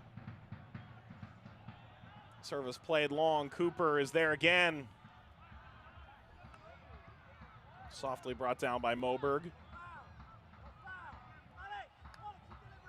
Velasquez is so comfortable on the ball. Difficult player to defend. Can turn on a dime. Give you nightmares as a defender if he's in your 18 and dribbling the ball with all of the skill that he possesses.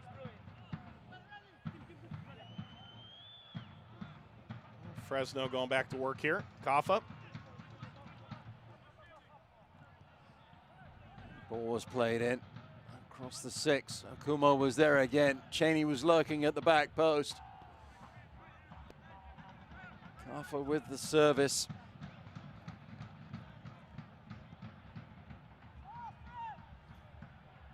This will drop in. Crossed right before it reached the byline. Cooper in pursuit. And Moberg plays it away. Barrera. Cheney got bopped from behind.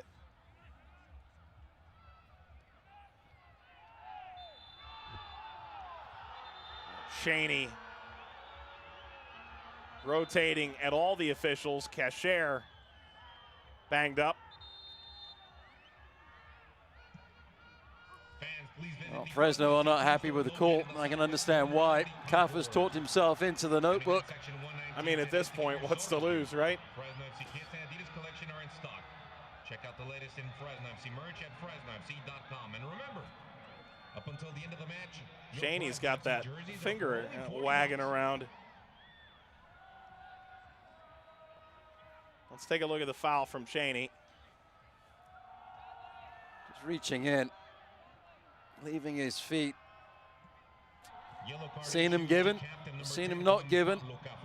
I can understand why Cheney was upset. Cashier was claiming that he went in with a high boot.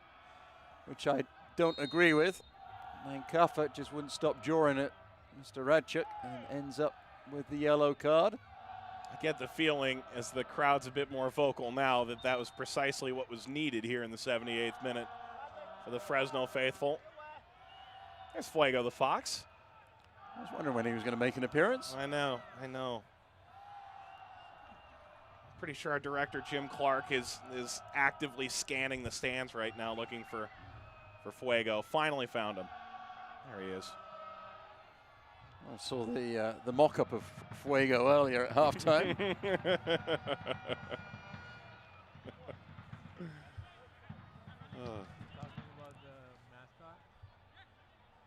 This will run out to Portillo.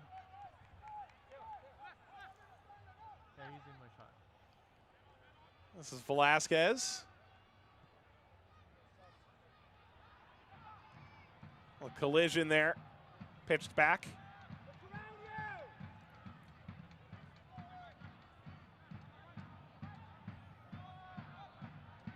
Velasquez.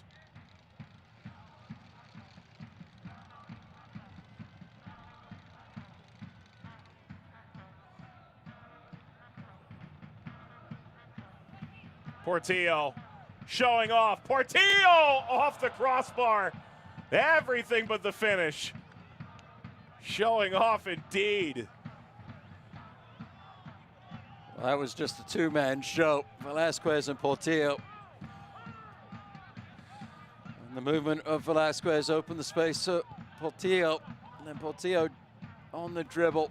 Everybody for Fresno backing off. Knuckling, dipping effort. Beats the goalkeeper, but not the woodwork.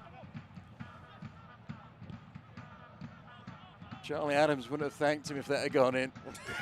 But hey, I had a goal of the week nominee and you just beat me to it. Oh, wow. You know, there was a point watching those first half highlights at halftime, the just the tip highlights, Matt, that I realized that Real Monarchs wasn't interested in coming here for a tap-in. I mean, all their efforts were of the high caliber difficulty variety. I mean, you know, they're here to stunt on teams, seemingly.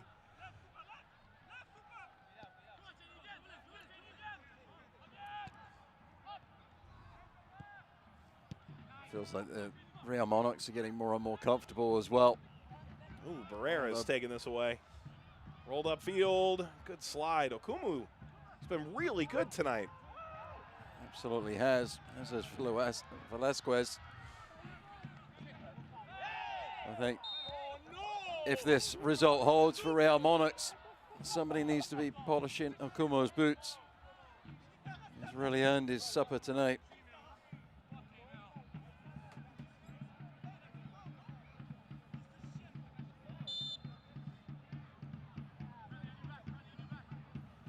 See, he's dancing and everything. They just needed to find him in the stands. Is he doing the hula? Well, that's where he's going on vacation.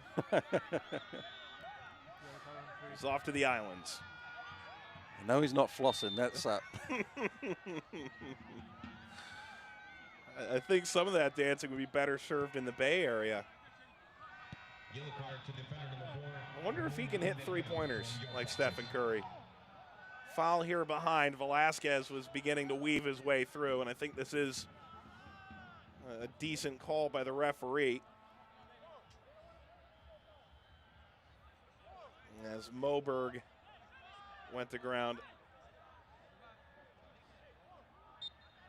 Well, he could have easily argued for advantage there. Moberg's looked like he's 11 rounds into a 12-round title fight. Frustration continues. Ribeiro and Radchuk face to face.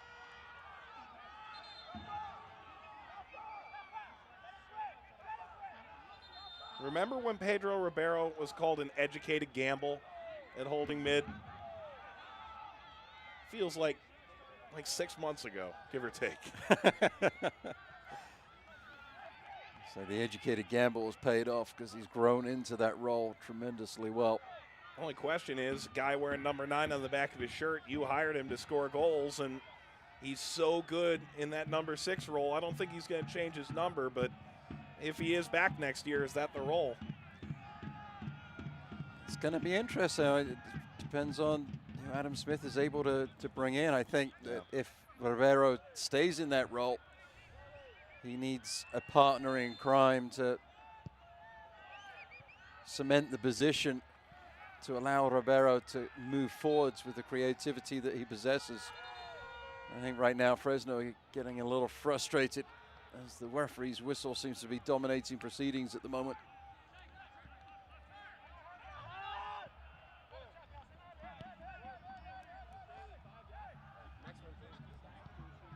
Wow, this is poked by Camden Fayewo, surprisingly.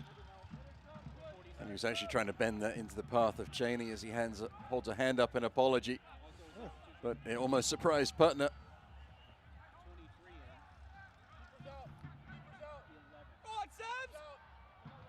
Turned over in front of Velasquez. Velasquez, empty net, can't curl this home.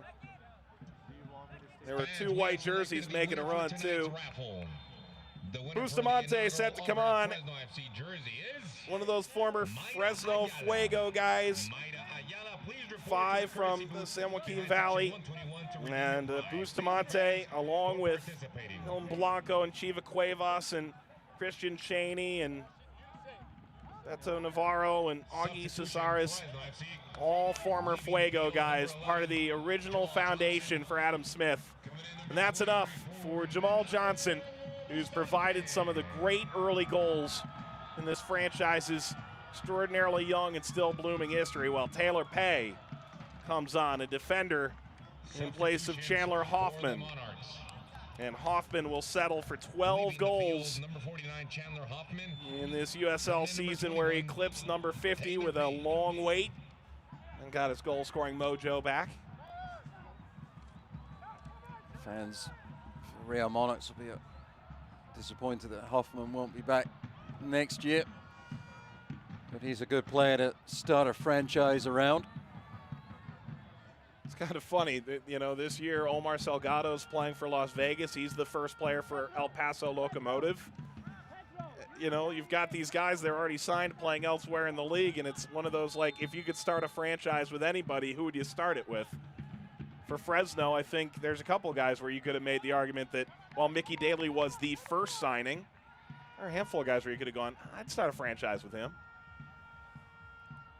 Certainly Caffo would be one of those. Johnson, another that you would mention. Ribeiro.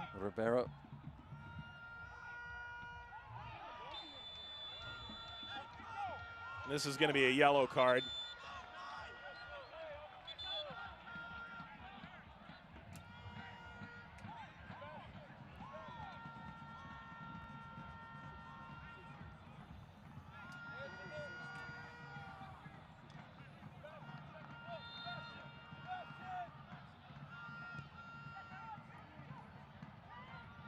Headed down, there's a chance blossoming here. Camden Fayewo lifting, header snapped, and Putna holds on with 4 minutes to go before a stoppage. Looks good there for Mickey Daly. There's a lot of power on this header from Daly. Yellow card issued to defender number 6. As the ball comes out from Pereira of the Monarchs. to Camden Fayewo. I thought that ball might have been delivered a little bit quicker, but the cross was measured. Mickey Daly was there in the area where he needed to be. As the cross comes in, he just turns his face and looks straight at the goal, snaps his neck. Wasn't able to beat the goalkeeper, collects it cleanly. Putner's handling has been of a good standard when it's needed to be. Hasn't given up any rebounds. Substitution for the Monarchs. Leaving the field, midfielder number 55, Sebastian Velasquez. Sebastian Velasquez is off. Number 54, Juan Mare. Juan Mare, much more of a forward type, number 9 type, comes on. Well, to reset where we're at this current stage, Charlie Adams scored one of the Monarchs' best goals this year in the 37th minute, his 6th of the season.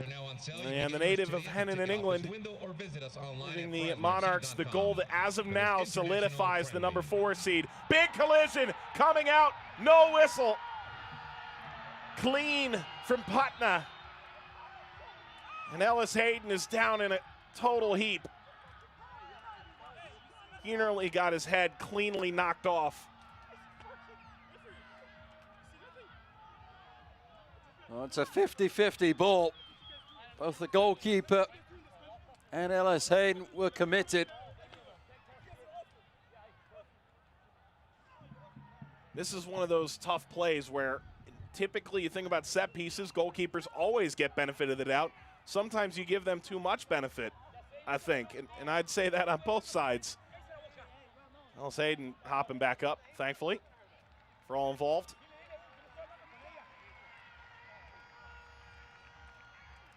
Fresno have had some success in this second half with these long, searching diagonal balls.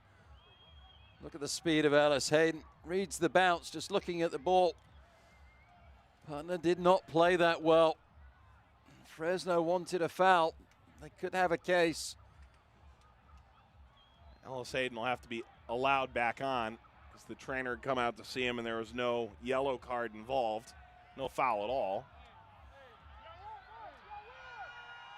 Ellis Hayden and Cashier speaking over there.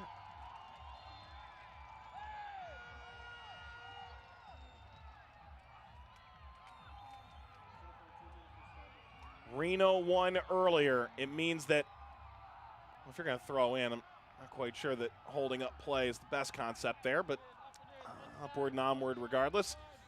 Does mean the Monarchs need all 3 points if they're to maintain the number 4 seed in the Western Conference and host Reno. Adam Smith telling us he'd like to do Reno a bit of a favor here and avoid the 3rd straight defeat. Clean sweep by Real Monarchs against Fresno this year.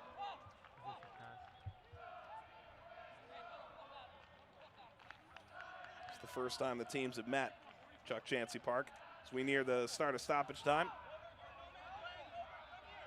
Mare won a corner.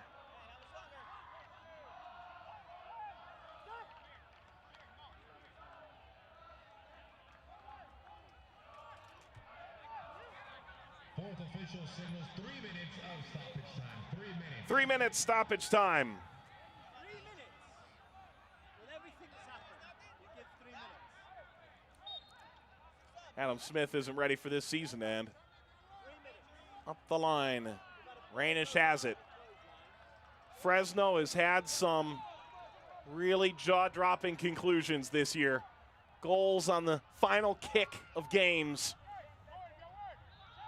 Kind of thing that brings a fan back the next week all by its lonesome. Lofted long, Putna, an easier catch this time. He's been watching Greg Ranjetsing. That was the Lowville goalkeeper's Classic move. Classic move at the end of the game when you have a lead.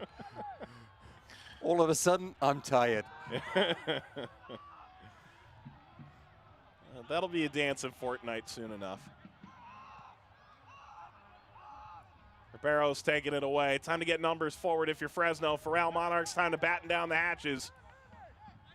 Can they conclude here on the road with an important win that starts them in the playoffs at home? Moberg wise to it this time. Fresno's attacked that flank a few times with that ball. Barrera. There's a change coming in a moment. Chang and Hurd about to switch places for the Monarchs. Ribeiro tried to slip it through. Cheney on the turn, keeping the ball only for a moment.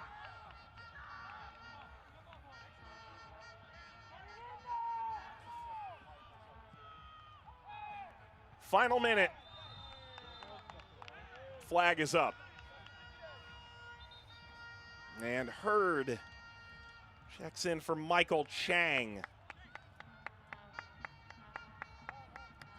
Quiet night for Michael Chang. Velasquez and Cashier, Portillo and Adams highlighted the performance for Real Monarchs tonight. Michael Chang doesn't want out. The Cuban defect makes his way off, a guy who in Charleston was considered the funniest on the team despite his relative lack of grasp of the English language. Hurd comes on. Hurd, best known in his bio for Bethlehem Steel last year as having a second profession, being Ed Sheeran's body double. So the switch happens here, and Putnam will put this in play with, well, time slipping away. Well, the question is, can the Monarchs, after last year attaining the regular season title, make a run to USL Cup November 8th on ESPN2, an 8 p.m. kickoff? If so, will they be able to host? They need a lot of dominoes to fall their way. Header steered upfield toward Cheney. Kept alive, knocked across, long run, Ellis Hayden catches up. Is there one more try here for Fresno in 2018? Service lofted across, header, nothing there for Cheney. And the Monarchs will hold on. The Monarchs are hosting the first round of the playoffs in Salt Lake City. A 1-0 Monarchs win sends Fresno into the offseason on a losing note. And this 2018 season, good to the last drop. Good value for money, Fresno FC. They never gave up. True statement throughout the entire season. They've had wonderful support here at Chauncey Park. There'll be disappointment for the home team, disappointment for the home fans. Real Monarchs mightily relieved that that man there with a thunderstruck shot with the left peg gave them the 1-0 advantage and cements their place in fourth. Well, we'll wrap this one up when we return. Real Monarchs, a 1-0 win. As fans will enjoy the moment, win or lose. It's the end of a storied, lengthy career for Kyle Rainish. Only Charlie Adams could put a damper on it. Monarchs 1, Fresno 0 under the moon in Fresno. We'll wrap it up after this.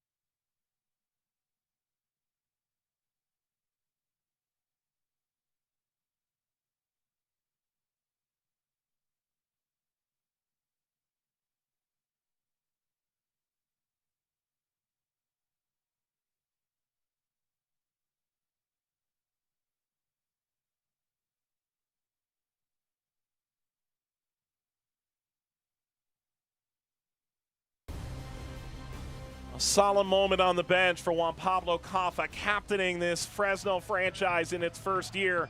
So many great moments, but they fall short of the playoffs. And it's off to an off season.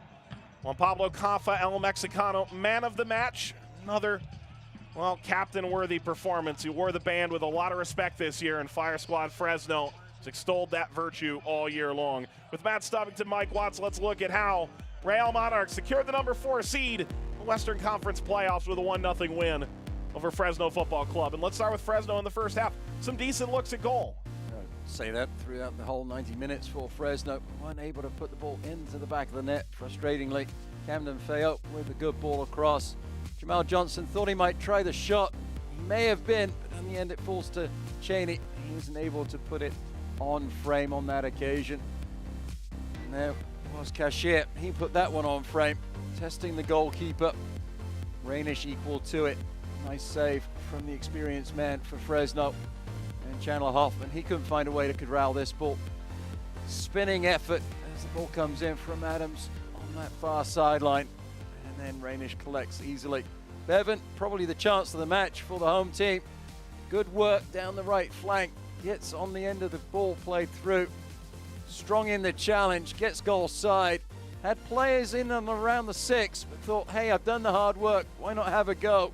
And there was the goalkeeper Putner with a nice save, standing big at the near post. Yeah, biggest save of the game, and then this is the moment, 37th minute. It's not the first ball that's the most dangerous. It's Charlie Adams with lightning and thunder and a 1-0 lead. You see Adams just trotting off of the ball as it's played in. Not the best clearing header, but it just sets up on a tee so beautifully. He thumps this ball into the back of the net. It may have got a deflection. Still not sure.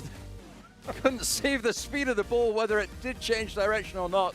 The goalkeeper was certainly fooled. Either way, it's in the back of the net with an absolute thunderclap of a shot. Yeah, deflection or not, that'll be lost to the sands of time. Fresno's second half trying to find an equalizer. That bent high and wide by Bevan, who had a strong performance in his 7th appearance with the club. And then down the stretch, some chances to equalize. This was probably one of the better ones. Daly with the snap header, the ball comes in. He turns his face towards the goal. Goalkeeper Putner does a really good job of corralling that one. In the second 45 minutes, though, for the home team, it was just too much from the outside to challenge the goal. And then it was a bit of disappointment in the end. Let's take a look at tonight's Zoom image of the match, and how about this one? A great save, and, well, Bevan, I thought that was, well, a long-awaited goal. He was looking for his first in a Fresno uniform. It's a fantastic moment in time as Putner makes the brilliant save after that wonderful effort from Bevan. And that's just a great shot for the Zoom image of the game. And Putner might want to put that one up on his wall. And those highlights were brought to you by Just the Tip. Well, that's it. And for our entire team that's worked to bring you Fresno Football Club all year long on ESPN Plus and locally on TV, our thanks to Frank Yallop and Adam Smith for all that they've given us, and, well, Fuego for giving us a good time as well. For producer Mike Steinberg, director Jim Clark, Phil Robinson, our incredible crew that's worked all year long, and Matt Stubbington alongside Mike Watts, saying so long. It's a 1-0 win for Real Monarchs. Good night, Fresno. Copyrighted telecast of the United Soccer League may not be retransmitted, rebroadcast, or reproduced without the express written consent of the United Soccer League.